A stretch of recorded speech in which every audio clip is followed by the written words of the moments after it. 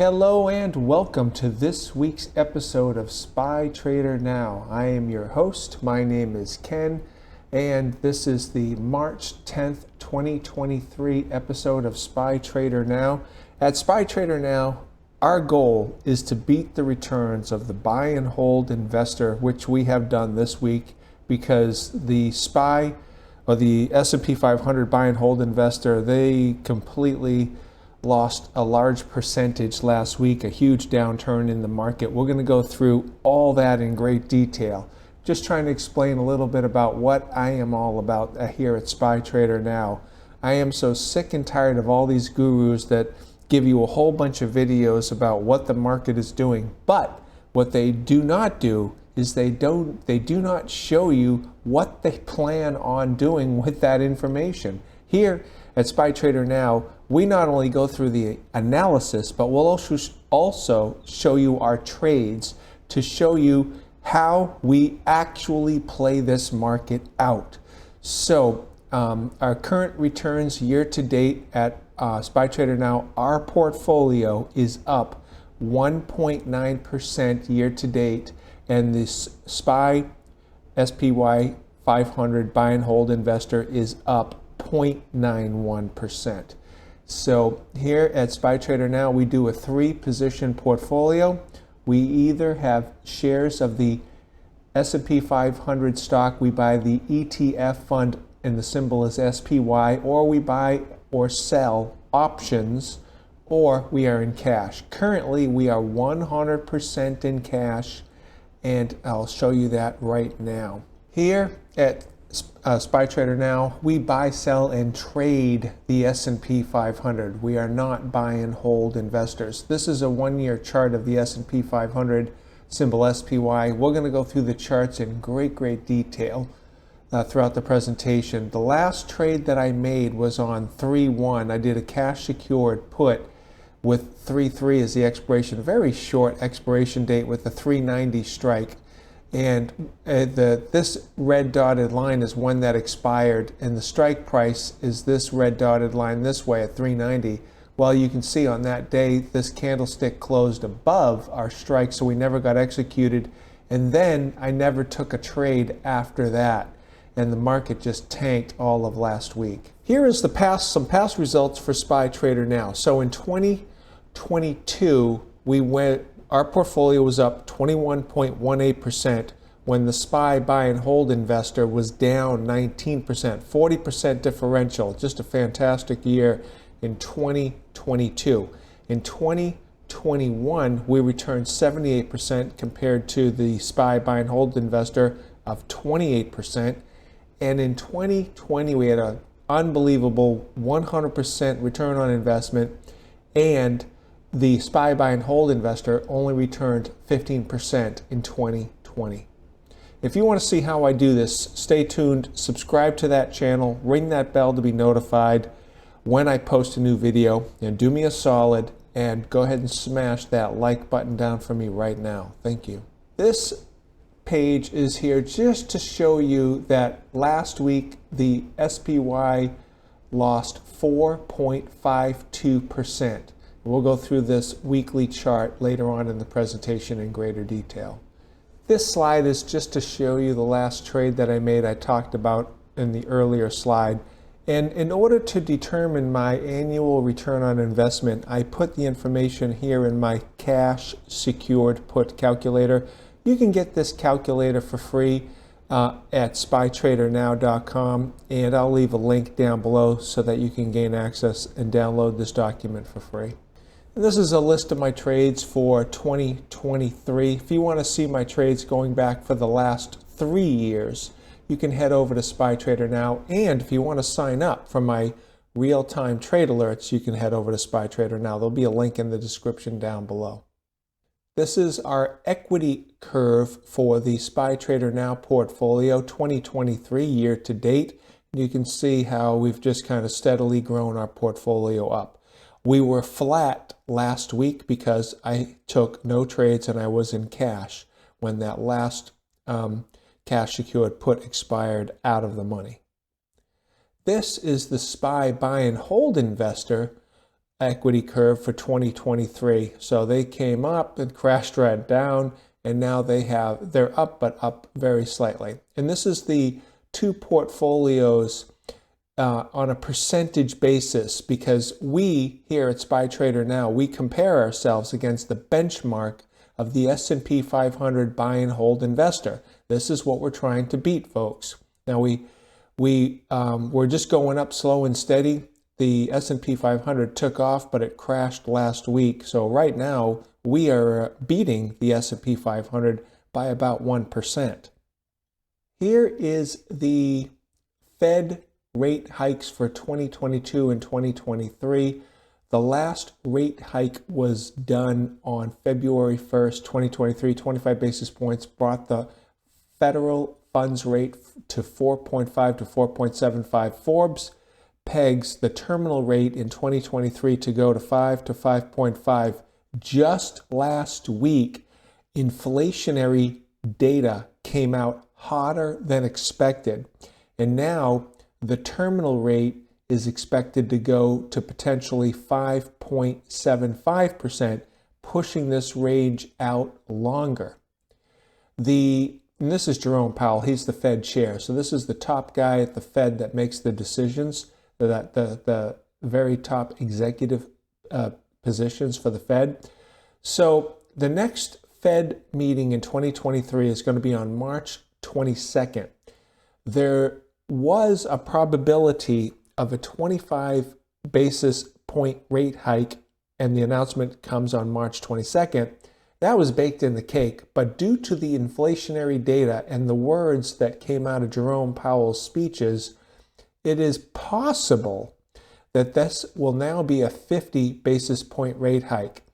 And Reuters has it at a 50% probability of a 50 basis point rate hike on March 22nd. I'll leave a link down below so you can go to the Reuters article that talked about this 50% probability if you want to investigate that further. 25 basis points is definitely baked in the cake, but due to the market sell-off, you can see that the market is now preparing for a 50 basis point rate hike for the March 22nd meeting. Now we're going to look at things from a bond market outlook. The bond market is telling us as stock market investors to be in cash because we have an inverted yield curve. What does that mean? That means that the longer term Treasury notes, the 10-year yield, is yielding a lower percentage point than the shorter term 3-month and 2-year yields, which are yielding higher returns. That's telling you that the bond market has an inverted yield curve. This is not normal. It's supposed to be the other way around. The 10-year is supposed to be at a higher interest rate than the shorter term 3-month and 2-year yields. I am going to personally be very skittish on my investments because of this inverted yield curve until this inverted yield curve corrects itself. Then I'll feel more comfortable putting higher dollar values at risk. But until this corrects, I'm going to be much more skittish on my investments because of that inverted yield curve. So I am watching this very closely. Another thing that the bond market is telling us is that we have rising interest rates. 1 year ago, the 10-year yield was yielding 1.8%. Today, the 10-year yield is at 3.97. So obviously, we are in a rising interest rate market, which is bad for equities. In addition, so you can get this information at bankrate.com. I'll leave a link down below if you want to investigate that further. This was posted on bankrate.com's website on it was updated on 3/8/23. So we're just a couple days behind. And so we have very fresh data here to support our thesis. Now we are going to look at things from a seasonality standpoint. So what we do is we go back 20 years for the S&P 500, symbol SPY, and we look at it on monthly bars and we determine what's happening. So currently we are in the month of March 2023. There is a 70% probability that the percentage of months in which SPY closed higher than when it opened, going back 20 years. So we have a 70% probability here. Where are we at for the current month of March? We are currently down 2.61%. And there's a 70% probability that we're going to close higher than we opened the month at, going back 20 years. So from a seasonality standpoint, we should be going long right now.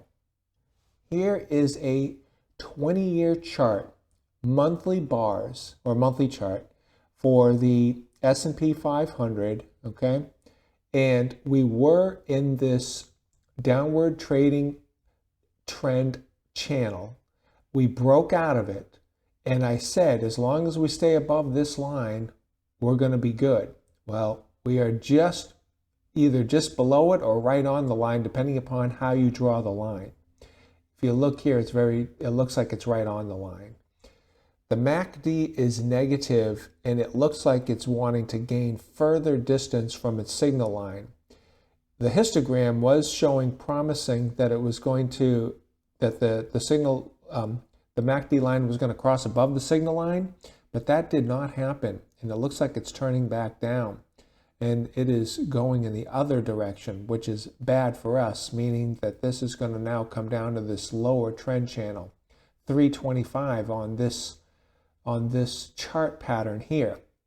On the slow stochastics, we are still, let's see, we are still just above the signal line, but just barely. It's not going to take much to make this cross over and come back down. So we have to see how exactly this is going to play out. So from a monthly standpoint, I put down here it's a bullish stance, but it's really more of a neutral stance. I should correct that. This was an error. This isn't really bullish. I'm going to call this neutral. Now here we are on a weekly time frame, and we're going back 5 years for the S&P 500. We were in this downward trading megaphone pattern. We broke out of it bullish. We broke above this, which was support, then it became resistance. Then there was this resistance line at the 410. We broke above that. We have since closed down below the 410, and now for the first week we are below the 390. The 390 was a well-established resistance and then support line for me. Now we are below it. So it's going to take some energy to get above that 390 level. The MACD on the weekly chart has clearly topped, hasn't crossed the signal line yet, but it is ready to do so. And the slow stochastics is supporting that position to bring that MACD coming down, meaning that this is going to ultimately come down. That's the projection. So it's a bearish stance. Here we are, S&P 500 daily chart going back 1 year worth of data. And we can see that we were above that 390 level. We were coming up to tag the 415, never made it. And now we are turning back down. Here on the MACD was trying to cross above the signal line, but that never did happen. And it turned back down. This is a very negative stance. So this is not good for the stock market, not a good outlook. Now we are going back on the S&P 500 daily chart, but we're only going back 6 months, so we can see that downward megaphone pattern a little bit differently because we're only going back 6 months. And here on this downward megaphone pattern, we are now tagging the bottom support line. And so that could bounce and then come up. Although we are negative here, very negative on the MACD and the slow stochastics, on the short term, it looks like we've reached a bottom in the market, looking at it from these trend lines. Here we're looking at the VIX. So the VIX is the volatility index, also known as the fear index. And I was watching this very closely. We were tagging this lower line here, and I was looking for a pop, but I had no idea exactly what type of pop I was going to get. And the pop really came over the last 2 days, and you can see it here in the VIX. So on the Friday, the last trading day, we came up, went as high as 29, but then came down and closed just below 25. 24.8 is where we closed at.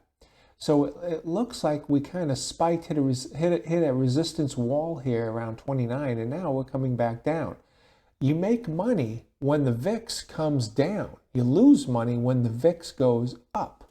We were in cash during that time, so we never experienced that downturn that the market just experienced, the SPY buy and hold investor.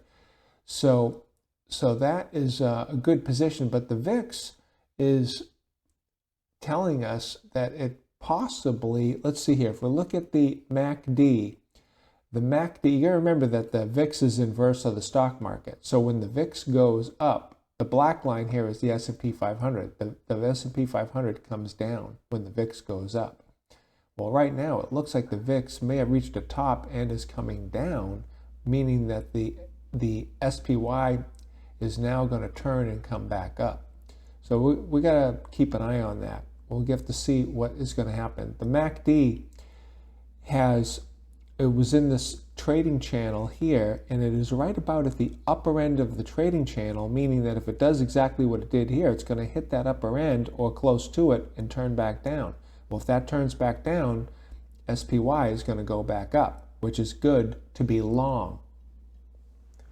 Now we are looking at a chart, 1 year chart, daily chart, S&P 500, SPY.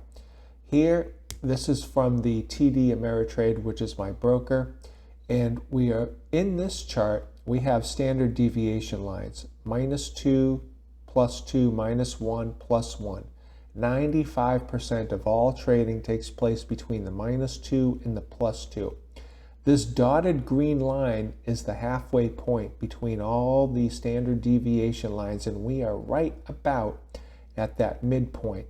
So we can go technically in either direction. Now we did reach that 1.5 standard deviation approximately before turning down, and the rest you already know about the slow stochastics and the MACD. So let's move on to the next page. Here is the same chart, except going back 1 year, we're only going back 3 months. And you'll notice how the slope of the standard deviation lines has changed from going down to now going up, because the market has shown that it's reached a bottom and it's wanting to turn back up. On the 3-month chart, we came very close to the +2 standard deviation line before turning down, but guess what? We are now right touching the -2 standard deviation on the 3-month chart. So the odds favor going long now.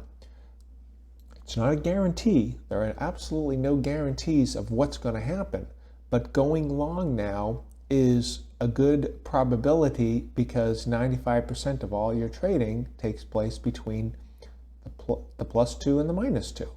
Here we just poked our head above the +2 before coming down, never reached the -2, went about halfway approximately before turning up, almost touched the +2 here, came back down. Now we've actually touched it, penetrated it, but did not close below it. So I'm saying that we're going to be going long next week. So here, as of March 11th, 2023, market summation according to SPY Trader Now, me, your host Ken, is telling you that the market is oversold.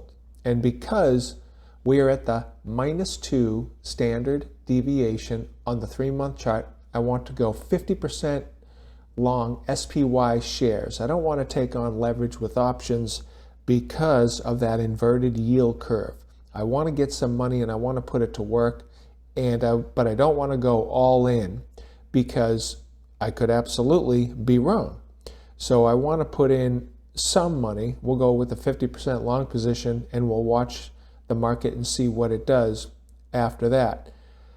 And I'm going to make my final decision Monday to see if there's any exogenous events that happen between now and Monday that will change my opinion. But as of right now, on Saturday, March 11th, that is my opinion of how I want to invest in this market moving forward. I hope you got some good information out of this video. If you have not done so already, go ahead and hit that subscribe button, ring that bell to be notified, smash that like button down for me to help me promote this video. Head on over to SpyTraderNow.com if you want to learn more about me and to sign up for my real-time trade alerts. I thank you and I wish you good trading.